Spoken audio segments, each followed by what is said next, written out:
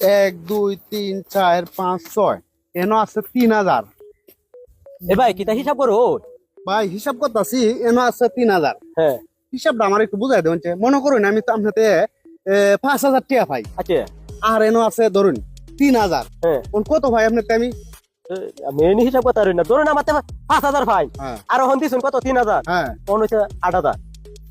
8000 হ্যাঁ। 12000 নি?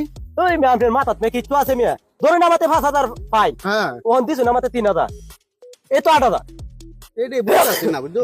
আচ্ছা ভাই দেখি, হ্যাঁ এনো কত? 3,000 আর 5000 কিতা আর 5,000 মেয়ে।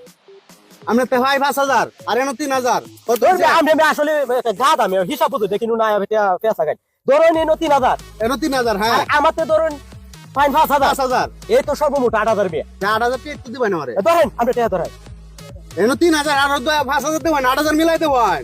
ভাই